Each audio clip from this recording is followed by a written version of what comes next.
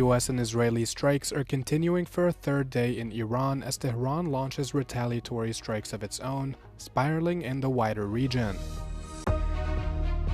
2 unmanned drones that were headed in the direction of a British military base in Cyprus were intercepted on Monday. European markets tumbled on Monday as investors reacted to strikes on Iran. The Euro Stoxx 50 fell 2%, while oil and gold surged amid fears of interruption to shipping traffic. The US and Israel's unilateral action in Iran doesn't have backing from the United Nations Charter, said Spain's Foreign Minister José Manuel Álvarez. US and Israeli strikes on Iran continued into a third day of conflict on Monday, which has pulled the wider region into increased instability. Iran has continued with ongoing retaliatory strikes on Gulf nations hosting US bases, and the Iran-backed Hezbollah group in Lebanon has traded strikes with Israel. One drone struck a British Royal Air Force base in Cyprus, an EU member state. US President Donald Trump justified the escalation as essential and warned the war may last up to 4 weeks. This is the duty and the burden of a free people. These actions are right and they are necessary to ensure that Americans will never have to face a radical, bloodthirsty terrorist regime armed with nuclear weapons and lots of threats. U.S. Defense Secretary Pete Hegseth spoke to widening concerns about the conflict spiraling, suggesting it would not be endless. My generation of veterans carry the names of brothers who never came home. Brothers butchered by Iranian-backed roadside bombs and well-armed militias, thousands of our own. We didn't start this war, but under President Trump, we are finishing it. Speaking on the death of Iran's supreme leader Ayatollah Ali Khamenei, Hegseth claimed Washington was not seeking to change the Iranian regime. U.S. officials have not offered any exit plan or signs that the conflict would end anytime soon, and Hegseth dismissed questions about Trump's suggested timeframe.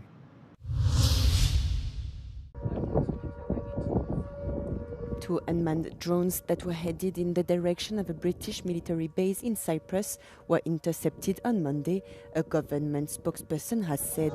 The incident took place a few hours after an Iranian attack drone landed on an airfield in the base on Sunday night, causing minor damage. The British Royal Air Force Base is located in the Akrotiri area of Cyprus. Residents have been evacuated in the areas surrounding Akrotiri, as well as those around an additional British military base in Dekelia.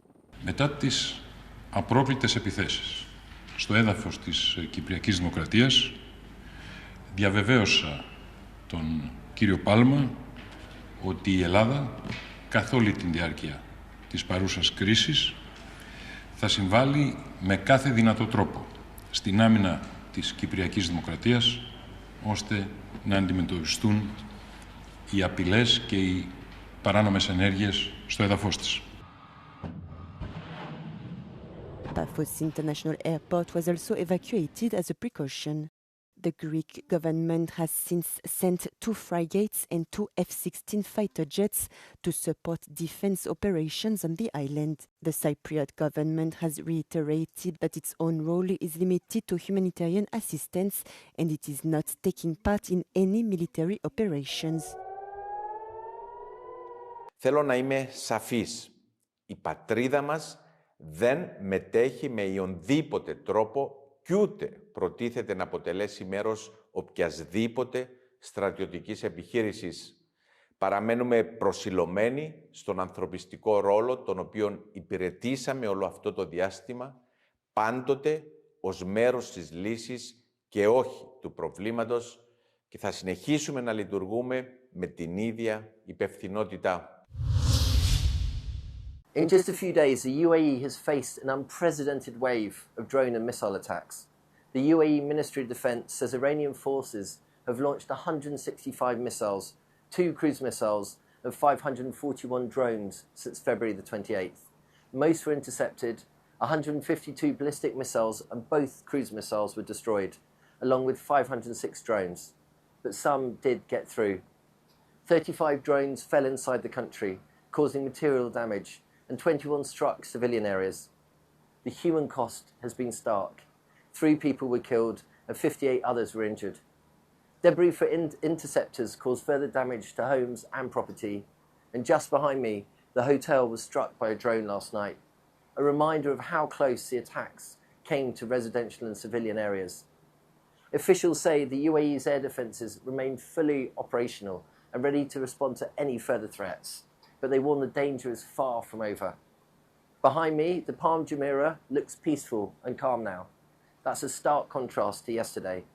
Last night, the sky above lit up with interceptor fire. Loud explosions shook the area as missiles and drones were destroyed mid-air. It's a vivid reminder of the risk that hung over the city. Today has been tense, but in this rare moment of calm that we face right now, officials are urging everyone to remain vigilant and follow guidance from embassies and the government. Amid this uncertainty, there are moments of solidarity and resilience. Residents and businesses have come together to support those most affected. Hotels like My Leo here are offering free rooms to travellers stranded by cancelled flights. Volunteers are helping to deliver food and essentials to those sheltering in place. And neighbours are checking on each other, showing a united front in the face of these unprecedented attacks.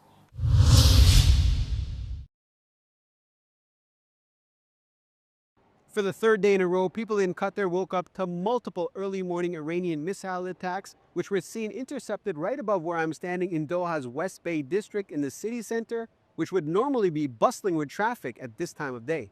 This morning's 10-minute wave of Iranian missiles was also unleashed simultaneously on Dubai, with our colleagues reporting from there. Last night, the British Ministry of Defense said it took out a Shahed drone heading towards Qatari airspace, indicating the UK has joined the requested allied effort to stop the onslaught across the region. Meanwhile, the government has extended its shelter-in-place order, so most people are working from home and schools have shifted to remote learning. Qatar's airspace remains closed, grounding all flights and stranding thousands of passengers, and those numbers are growing by the hour.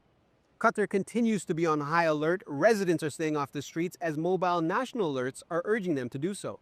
The air defenses here appear to be particularly effective as the vast majority of ballistic missiles and drones have been intercepted, sending blast shockwaves throughout the city. Adil Halim, Euronews, Doha. The United States and Israel's unilateral action in Iran doesn't have backing from the United Nations Charter. Spain's Foreign Minister José Manuel Albares has told Euronews' flagship program Europe Today. He also condemned Iran's retaliatory strikes against several other nations in the Middle East. We see today that the war is spreading in the whole region in the Middle East. There are unjustified attacks from Iran to many countries in the Middle East that we clearly condemn. Today we are seeing the extension of the war to Lebanon, and the instability in the region is something that really worries us. He added that as the conflict spills over into the wider region, Spain and the European Union must be a voice of reason, a voice that tries to put some balance in what's happening, that speaks of de-escalation and going back to diplomacy and negotiation. Spanish Prime Minister Pedro Sánchez is the only EU leader to have openly condemned Saturday's US-Israeli strikes on Iran, which have triggered a spiraling conflict in the region. European markets cratered on Monday morning as investors react to the dramatic weekend of US and Israeli strikes on Iran. The Euro Stoxx 50 shed 2% at the open, with indices in Paris, Milan and Madrid all seeing sharp declines as the conflict threatens global shipping through the Strait of Hormuz. In Spain, the IBEX 35 is the worst performer, dropping more than 2%, while London's FTSE 100 remains more resilient, falling just 0.3%. The sell-off followed a free fall in Asia, where Japan's Nikkei 225 dropped over 2.3% before the European bells even rang. In the UAE, regulators have shut down both the Abu Dhabi and Dubai exchanges for the next several days to prevent panic selling. While stocks sink, energy prices are soaring, with a barrel of US benchmark crude initially surging 8% amid supply concerns.